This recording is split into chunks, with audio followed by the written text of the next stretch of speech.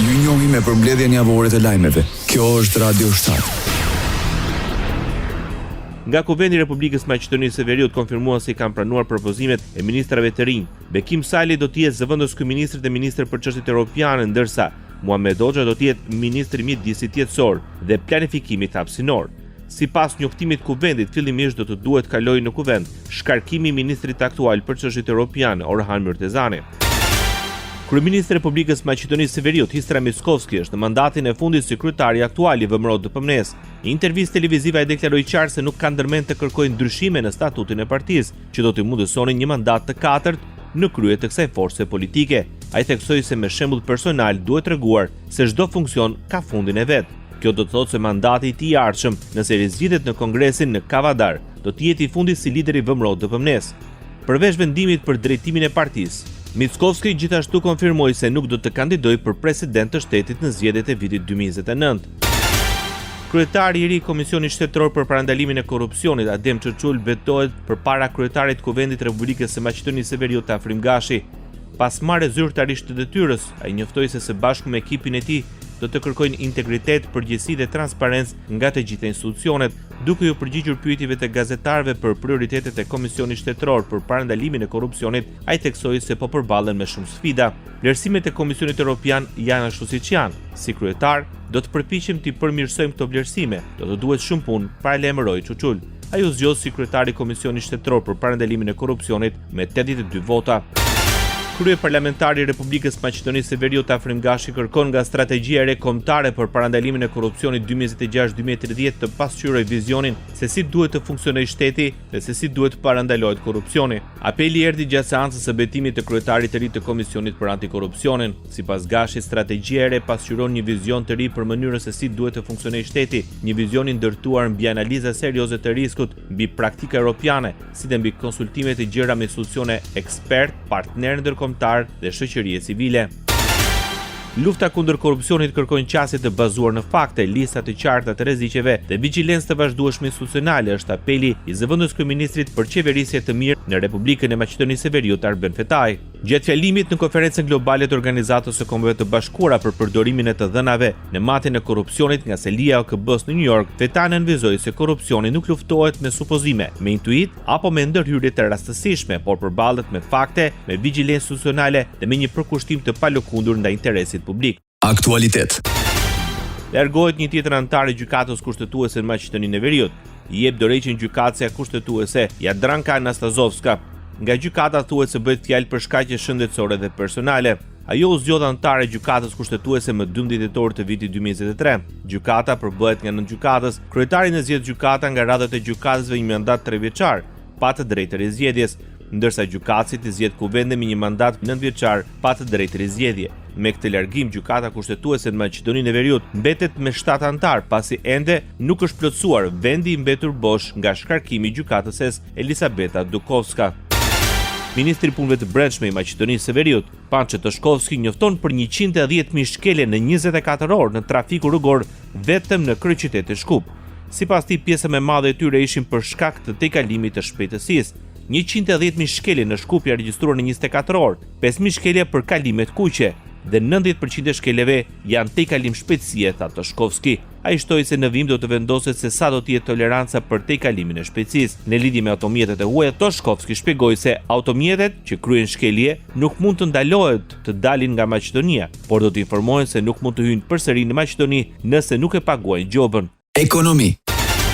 Rritet bashkëpunimi ndërkufitar mes Maqedonisë së Veriut dhe Shqipërisë, nis realizimi i projekteve vullnetar në veprim për sigurinë e qytetarëve dhe mbrojtjen e natyrës dhe Krushevë dhe Elbasan, udhëtim në natyrë dhe aventurë të financuar nga Bashkimi Evropian përmes programit Tipa 3. Këto projekte promovojnë zhvillimin e rajonal të qëndrueshëm, mbrojtje të mjedisit dhe siguritë komunitetit, ndërsa forcojnë bashkëpunimin brenda dhe ndërmjet komuniteteve lokale përtej kufirit.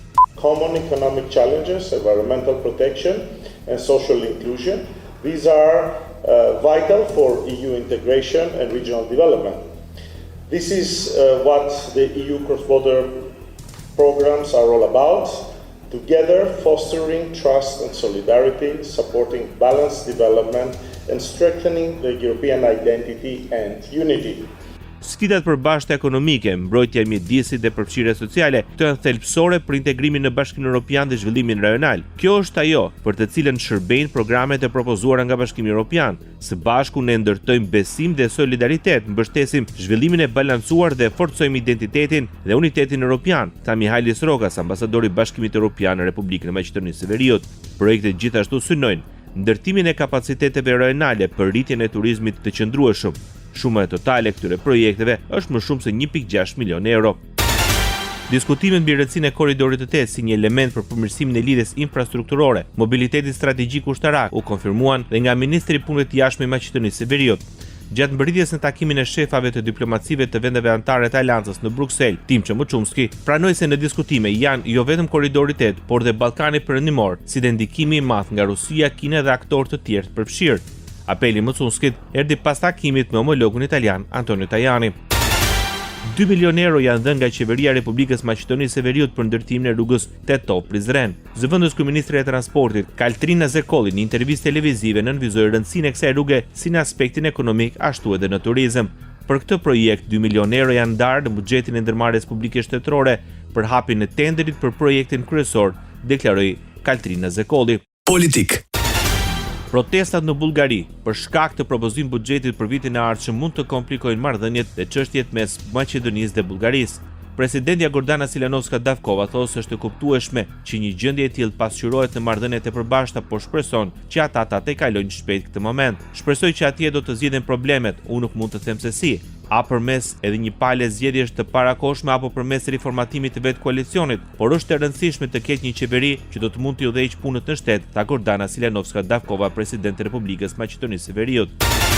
Bashkimi Demokratik për Integrim paralajmëron ndryshimin në Këshillin e Përgjithshëm drejtues partisë. Kryetari i BDI-s Arb Rademi tha se në Kongres do të ketë vendime të përgjithshme sipas pritshmërive të opinionit. Një parti e përgjithshme, shtetformuese, serioze, e cila ka legitimitetin e pakontestueshëm të shqiptarëve në vend, sigurisht se pritet që të kemi vendime të përgjithshme të cilat përkojnë me kërkesat e opinionit. Ndër të tjera ju ndalë tek rizgjedhja e Ali Ahmetit në krye të partisë më të madhe opozitare në Republikën e Maqedonisë së Veriut. Në këtë kongres sigurisht se do të kemi rizgjedhje të zotit Ali Ahmeti për kryetar të partisë.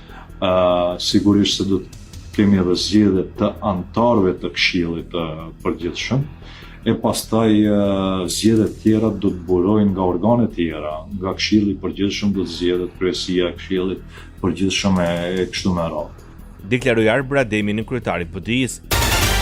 Opozita maqedonase rifillon strukturimin. Dorëheqjen e LSDM me propozim të kryetarit të partisë Venko Filipçe, nënkryetare, sekretari i përgjithshëm, sekretarët organizativ, si dhe të gjithë anëtarët e bordit ekzekutiv dorëzuan dorëheqjet në Këshillin Qendror dhe te kryetari i partisë. U tregua një akt i qartë solidariteti dhe shoqërie, dhe ata e pranuan propozimin për dorëheqje formale individuale, unë së bashku me secilin prej tyre, duke përfshirë edhe njerëzit që deri tani ishin në kryesinë ekzekutive, por dhe personat e tjerë së bashku, do të bëjmë një freskim të ekipit, deklaroi kryetari opozitares maqedonase LSDM Venko Filipçe. Ndoqet për mbledhjen javore të lajmeve. Kjo është Radio 7, zëri pozitiv i qytetit.